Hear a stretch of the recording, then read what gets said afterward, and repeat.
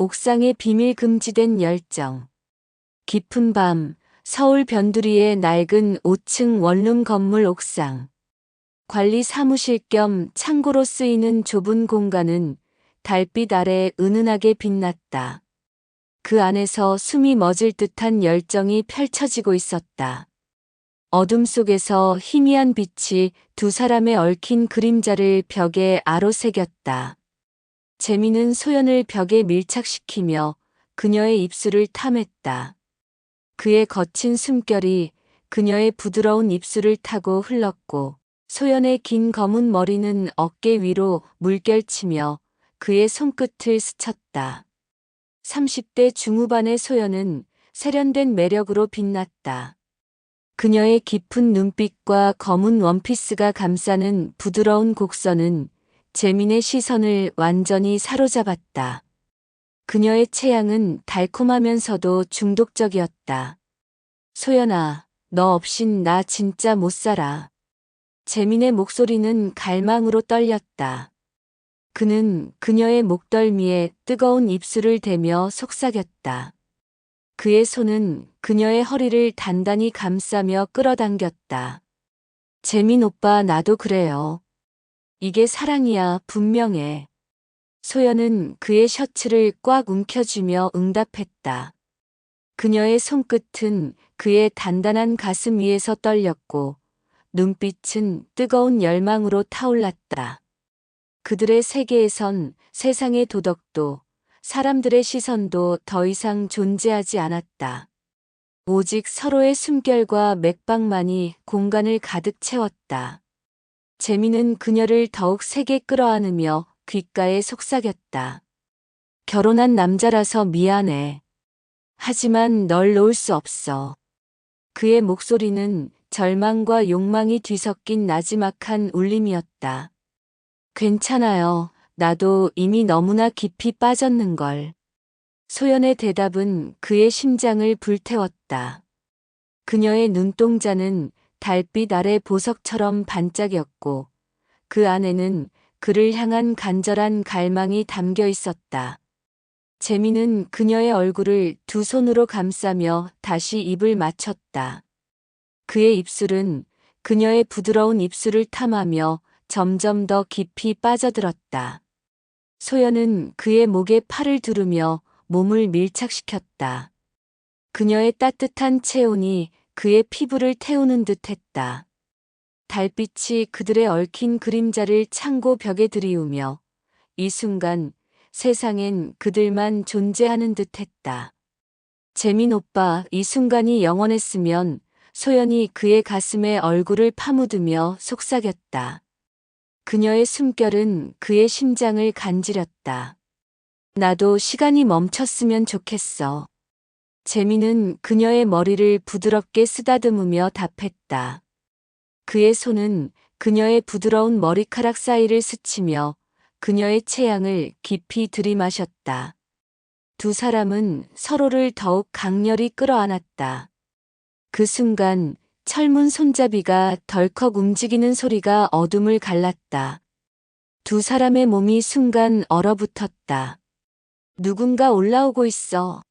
소연이 다급히 속삭이며 재민에게서 몸을 떼었다. 그녀의 눈동자는 공포와 긴장으로 흔들렸다. 재민은 황급히 셔츠를 여미며 그녀의 손을 잡았다. 괜찮아, 내가 핑계를 댈게. 하지만 그의 목소리에도 두려움이 묻어났다. 발걸음 소리가 점점 가까워졌다. 어떻게 들키면 소연의 목소리는 떨림으로 가득했다. 대체 이 두 사람 사이에 무슨 일이 있었던 걸까? 건물주와 세입자. 25살의 나이 차를 뛰어넘어 그들은 어떻게 이 위험하고도 뜨거운 사랑에 빠져들었을까? 발걸음이 멈췄다. 문 앞에서 젊은 남자의 목소리가 들렸다. 아버지, 거기 계세요? 재민의 아들 태윤이었다. 소연의 얼굴이 새하얗게 질렸다. 3개월 전 새로운 시작 재민은 서울 외곽의 이 낡은 원룸 건물에서 15년째 건물주로 살아가고 있었다. 20년 전 결혼한 아내 지혜와의 관계는 이미 오래전 차갑게 식어 있었다. 같은 집에 살면서도 그들은 서로 다른 방에서 잠을 잤고 대화는 형식적인 인사로 끝났다. 여보, 밥 차렸어요. 지혜가 무뚝뚝하게 말했다. 재미는 신문을 뒤적이며 고개만 끄덕였다. 태윤이 연락 왔어? 아니, 바빠서 그런가 봐. 그들의 대화는 늘 메마르고 짧았다. 아들 태윤은 대학 졸업 후 회사 생활로 바빠 한 달에 한 번 정도만 집에 들렀다. 재민의 일상은 따분했다. 오전엔 건물 관리, 오후엔 임대 계약, 그리고 저녁엔 옥상 관리 사무실에서 홀로 맥주를 마시며 도시의 불빛을 바라보는 시간. 그게 그의 전부였다. 그러던 9월의 어느 화요일 모든 것이 변했다. 안녕하세요. 전화로 문의드린 정소연입니다. 202호의 새 세입자였다. 30대 중후반으로 보이는 그녀는 키 160cm 정도, 날씬한 체형에 세련된 검은 원피스를 입고 있었다. 긴 검은 머리가 바람에 살랑였고 그녀의 깊은 눈빛에는 알 수 없는 슬픔이 스며 있었다. 그녀의 왼손 약지에 남은 옅은 반지 자국이 재민의 눈에 띄었다. 이혼녀일지도 모른다는 생각이 스쳤다. 아, 네. 기다리고 있었어요. 방 보시겠습니까? 재민은 열쇠를 꺼내며 말했다. 소연은 방 안을 천천히 둘러봤다. 창문으로 스며드는 햇살, 작지만 깔끔한 욕실, 간소한 주방. 그녀의 손끝이 벽을 스치며 모든 것을 세심히 살폈다. 그녀의 섬세한 움직임은 재민의 시선을 사로잡았다. 월세는 언제까지 내면 되나요? 그녀의 목소리는 부드럽고 맑았다. 매달 5일까지입니다. 보증금은 오늘 주시면 됩니다. 소연이 잠시 망설이는 듯 했지만 곧 고개를 끄덕였다. 좋아요. 여기로 할게요. 계약을 마친 후 소연이 떠난 관리 사무실에 홀로 남은 재미는 묘한 설렘을 느꼈다. 새로운 세입자는 늘 있었지만 소연은 달랐다. 그녀의 차분한 말투, 슬픔이 어린 눈빛, 그리고 그녀가 지나간 자리에 남은 은은한 꽃향기가 그의 마음을 뒤흔들었다. 일주일 후 소연이 이사를 왔다. 짐은 많지 않았다. 소형 트럭 한 대로 충분할 정도였다. 재미는 괜히 마당을 서성이며 그녀를 지켜봤다. 그녀가 상자를 옮기는 모습, 햇살에 반짝이는 그녀의 머리카락이 그의 시선을 사로잡았다. 도움이 필요하시면 말씀하세요. 재민이 다가가 말했다. 소연은 살짝 미소를 지으며 고개를 저었다. 괜찮아요. 거의 다 끝났어요. 하지만 무거운 책장을 옮기다 힘들어하는 그녀를 보고 재민이 나섰다. 함께 책장을 들어 올리는 순간 소연의 손이 그의 손등을 스쳤다. 따뜻하고 부드러운 그녀의 손끝이 그의 피부를 간지렸다. 아, 죄송해요.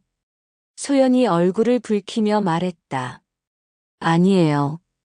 이런 건 도와드려야죠. 재민의 목소리는 어색했지만 그의 가슴은 이미 빠르게 뛰고 있었다. 그날 이후 재민은 소연을 끊임없이 의식했다. 그녀가 쓰레기를 버리러 나올 때의 가벼운 발소리, 우편함을 확인할 때의 섬세한 손놀림, 복도에서 나는 그녀의 은은한 향기. 모든 것이 그의 감각을 자극했다. 소연은 조용한 세입자였다. 밤늦게 소란을 피우지 않았고 마주칠 때면 늘 정중히 인사했다. 안녕하세요, 사장님. 네, 안녕. 불편한 거 없으시죠? 네, 잘 지내요. 짧은 대화였지만 재미는 그녀의 목소리와 미소에 점점 빠져들었다. 그녀의 직업, 혼자 사는 이유, 그녀의 과거 모든 것이 궁금했다. 깊어지는 감정 10월의 어느 저녁 재민이 옥상관리 사무실에서 맥주를 마시며 도시 불빛을 바라보고 있을 때 소연이 올라왔다. 죄송해요. 빨래 널러 왔는데 그녀의 목소리는 밤 공기 속에서 더욱 맑게 울렸다. 아, 네. 편히 하세요. 재민은 자리를 비키려 했다. 하지만 소연이 말했다. 괜찮아요. 같이 있어도 돼요. 저도 가끔 여기 올라와서 바람 쐬거든요. 두 사람은 나란히 난간에 기대 섰다. 도시의 불빛이 반짝였고 그녀의 머리카락에서 은은한 꽃향기가 풍겨왔다. 사장님은 여기 오래 사셨어요? 소연이 먼저 말을 걸었다. 10년 정도 됐어요. 소연 씨는 직장이 근처인가요? 네, 근처 광고 회사에서 디자이너로 일해요. 대화는 물 흐르듯 이어졌다. 소연은 작은 광고 회사에서 바쁜 나날을 보내고 있다고 했다. 재민은 자신의 단조로운 일상을 들려줬다. 그날 밤 재민은 오랜만에 마음이 따뜻해졌다. 소연의 부드러운 목소리, 그녀의 미소, 바람에 흩날리는 그녀의 머리카락이 그의 마음을 사로잡았다. 사장님은 행복하세요? 소연의 갑작스러운 질문에 재민이 멈칫했다. 행복이라 그냥 살아가고 있는 것 같아요. 저도 그래요. 그냥 버티는 거죠. 이혼하고 나서 삶이 좀 더 무겁게 느껴지더라고요. 그녀의 목소리에 쓸쓸함이 묻어났다. 재민은 그녀의 손에 반지가 없는 것을 다시 떠올렸다. 두 사람의 눈이 마주쳤다. 묘한 기류가 흘렀다. 바람에 소연의 머리카락이 재민의 어깨에 스쳤다. 그녀가 머리를 정리하려다 균형을 잃었고 재민이 재빨리 그녀의 팔을 잡았다. 두 사람의 거리가 급격히 가까워졌다. 괜찮아요. 재민의 목소리가 떨렸다. 소연은 고개를 들어 그를 바라봤다. 두 사람의 얼굴이 지척에 있었다. 시간이 멈춘 듯 했다. 사장님 소연이 속삭였다. 재민의 손이 자연스럽게 그녀의 뺨에 닿았다. 하지만 그 순간 아래층에서 문 여는 소리가 들렸다. 두 사람은 깜짝 놀라 몸을 떼어냈다. 저 들어갈게요. 소연이 황급히 계단으로 향했다. 재민은 혼자 남아 심장이 뛰는 소리를 들었다. 금지된 끌림 그날 밤 이후 두 사람 사이에는 미묘한 긴장이 감돌았다. 마주칠 때마다 어색한 침묵이 흘렀지만 서로에 대한 끌림은 점점 강해졌다. 재민은 자신의 감정이 위험하다는 것을 알았다. 하지만 결혼 생활 20년 만에 처음으로 느껴지는 이 가슴 떨림을 멈출 수 없었다. 12월 첫째 주 금요일 밤 재민은 지혜와 또다시 말다툼을 했다. 당신 요즘 이상해요. 맨날 딴 생각만 하고. 지혜의 날카로운 목소리가 거실에 울렸다. 무슨 소리야? 그냥 피곤한 거야. 피곤하면 일찍 자. 매일 옥상에서 뭐 해? 재민은 더 대답하지 않고 방으로 들어갔다. 하지만 잠이 오지 않았다. 결국 그는 옥상으로 올라갔다. 놀랍게도 소연이 이미 거기에 있었다. 그녀는 난간에 기대어 하늘을 바라보고 있었다. 달빛이 그녀의 얼굴을 부드럽게 비쳤다. 안녕하세요. 재민이 조심스럽게 말을 걸었다. 네, 안녕. 오늘도 잠이 안 오시나 봐요. 소연이 희미하게 웃었다. 소연 씨도 그런가요? 요즘 자꾸 잠이 안 와요. 생각이 너무 많아서. 두 사람은 나란히 서서 침묵을 지켰다. 12월에 차가운 바람이 불었지만 이상하게도 따뜻한 기분이었다. 사장님. 소연이 먼저 말을 꺼냈다. 월세가 또 늦어질 것 같아요. 회사에서 보너스를 깎았거든요. 재미는 그런 말을 예상했지만 화가 나지 않았다. 얼마나 늦어질까요? 일주일, 아니 열흘 정도 걸릴 것 같아요. 그녀의 목소리가 점점 작아졌다. 괜찮아요. 기다릴게요. 정말 죄송해요. 저 때문에 사장님이 힘드실 텐데. 소연이 고개를 숙였다. 그때 그녀의 어깨가 살짝 떨리는 것이 보였다. 울고 계세요? 재민이 놀라 물었다. 아니에요. 그냥 바람이 차서 하지만 그녀의 눈에는 분명히 눈물이 맺혀 있었다. 재민은 주저하다가 손수건을 꺼내 그녀에게 건넸다. 고마워요. 소연이 눈물을 닦으며 그를 바라봤다. 사장님은 정말 좋은 분이세요. 그런 게 아니에요. 사정이 어려우시니까. 아니에요. 분명 저한테 특별히 잘해주시는 거예요. 소연의 말에 재민이 당황했다. 왜 저한테 그렇게 잘해주세요? 그녀의 질문은 직설적이었다. 재민은 대답하지 못했다.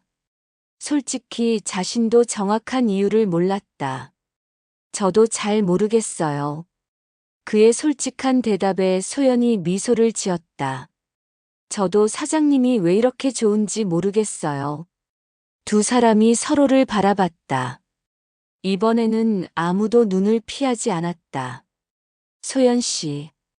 재민이 망설였다. 위험한 얘기일 수도 있는데 요즘 소연 씨 생각을 자주 해요. 소연의 눈이 커졌다. 저도요. 그녀의 목소리는 작았지만 분명했다. 사장님 생각을 하면 가슴이 두근거려요. 그 순간 재민의 심장이 빠르게 뛰기 시작했다. 우리 이러면 안 되는 거 아니에요? 네, 안 되는 거죠. 하지만 두 사람은 점점 가까워지고 있었다. 그런데 왜 자꾸 재민의 말이 끝나기 전에 소연이 그의 손을 잡았다. 저도 몰라요. 그냥 사장님과 있으면 편하네요. 재민은 그녀의 손을 꽉 잡았다. 따뜻했다. 소연 씨 한 번만 안아도 될까요? 소연이 잠깐 망설이더니 고개를 끄덕였다. 재민은 조심스럽게 그녀를 끌어안았다. 그녀의 머리가 그의 가슴에 닿았다. 두 사람 모두 떨고 있었다.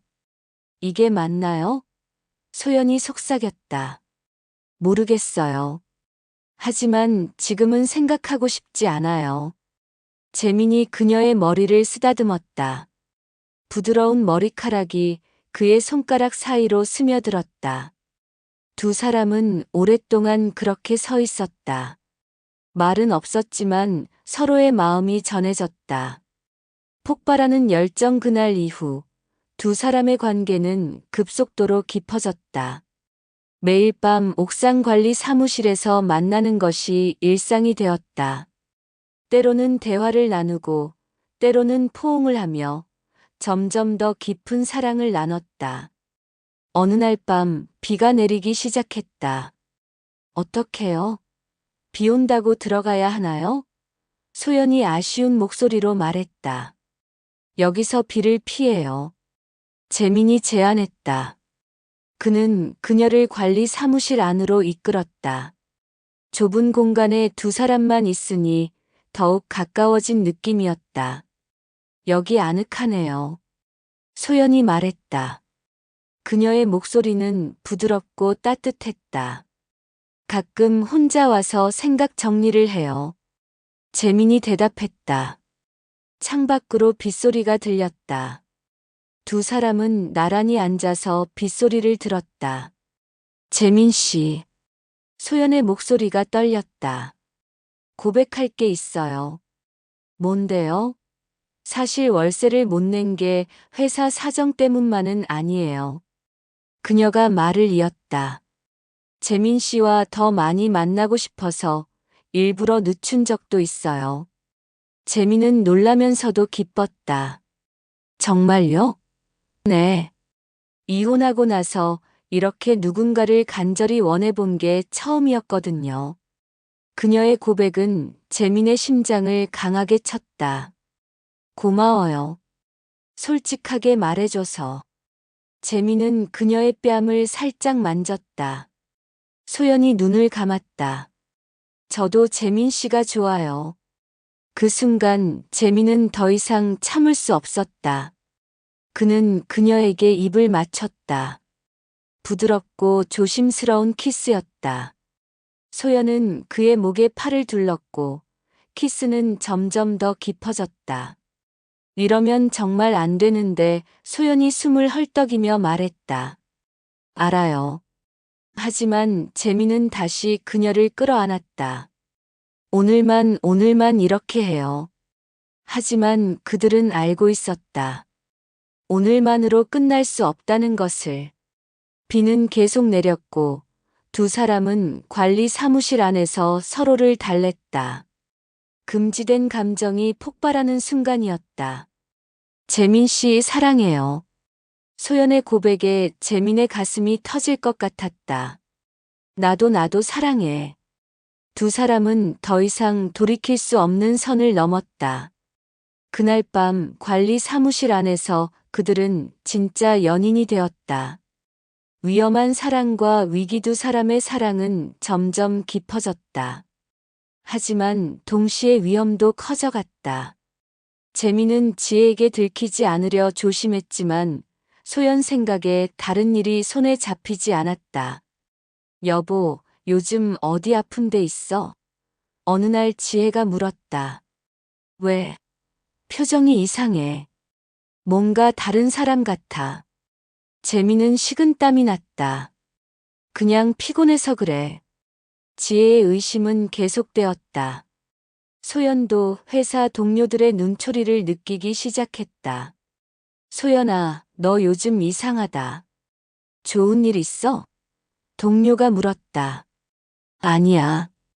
그냥 컨디션이 좋아서. 설마 남자친구 생긴 거야?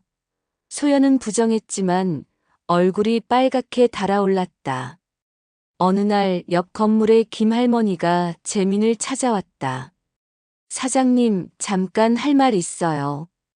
70대 할머니의 표정이 심상치 않았다. 네, 말씀하세요. 요즘 밤에 옥상에서 이상한 소리가 들려요. 재민의 심장이 순간 멈췄다. 이상한 소리요? 네. 사람들이 웅얼거리는 소리가 한두 번이 아니에요. 재민은 태어난 척했다. 아, 그건 아마 제가 전화 통화해서 그런 것 같아요. 김할머니는 의심스러운 표정으로 물러났다. 그날 밤 재민은 소연에게 이 일을 알렸다. 정말요? 들켰나요? 소연의 얼굴이 창백해졌다. 아직은 확실하지 않아. 하지만 더 조심해야겠어. 며칠 후 지혜가 재민의 휴대폰을 의심하기 시작했다. 요즘 왜 그렇게 자주 폰을 봐? 지혜가 날카롭게 물었다. 별거 아니야. 그냥 뉴스 보는 거야. 뉴스를 보면서 웃어? 재민은 소연이 보낸 메시지를 보고 무의식 중에 웃었던 것이다. 재민은 소연에게 급히 연락했다. 큰일 났어. 아내가 휴대폰 보자고 해. 어떡해요? 우리 메시지가 다 있는데도 사람은 모든 메시지를 삭제했지만 불안은 커졌다. 위기의 재회와 결단 일주일 동안 두 사람은 만나지 않았다. 하지만 서로를 그리워하는 마음은 더욱 커졌다. 마침내 재민이 먼저 연락했다. 소연 씨 만나야겠어요. 너무 보고 싶어요. 저도요. 재민 씨 생각에 잠이 안 와요. 그날 밤 관리 사무실에서 제외한 두 사람은 서로를 끌어안았다. 하지만 누군가 지켜보고 있다는 불안감이 그들을 짓눌렀다. 재민 씨, 우리 언제까지 이렇게 숨어 다녀야 해요? 소연의 목소리가 떨렸다. 그때 밖에서 발걸음 소리가 들렸다. 두 사람은 얼어붙었다. 누군가 옥상으로 올라오고 있었다. 아버지, 거기 계세요? 태윤의 목소리였다. 재민은 결단을 내렸다. 태윤아, 잠깐만. 그는 문을 열고 나갔다. 소연은 어둠 속에 숨어 보이지 않았다. 아버지, 이 시간에 여기서 뭐 하세요? 그냥 생각 좀 정리하려고. 요즘 너무 이상하세요. 어머니도 걱정하고 계시는데. 태윤의 말에 재민은 가족을 소홀히 했음을 깨달았다. 소연에게 돌아와 그는 말했다. 소연 씨, 우리 이제 그만해야 할 것 같아요. 무슨 말씀이세요? 소연의 얼굴이 하얗게 질렸다. 이대로 가다간 모든 걸 잃을 수 있어. 내 가정도 소연 씨 인생도. 재민 씨 없인 못 살아요. 소연의 눈에서 눈물이 흘렀다. 나도 마찬가지야. 하지만 재민은 그녀를 마지막으로 안았다. 사랑해, 소연 씨. 평생 잊지 못할 거야. 두 사람은 마지막 키스를 나눴다. 그리고 서로 다른 길로 내려갔다. 회복과 이별 다음 날, 재민은 지혜에게 다가갔다. 여보, 얘기 좀 해. 내가 당신을 너무 소홀히 했어. 갑자기 왜 그래? 지혜는 놀랐다. 다시 시작해볼까? 진짜 부부처럼. 그날부터 재민은 달라졌다. 아침마다 지혜와 대화를 나누고 저녁엔 함께 TV를 봤다.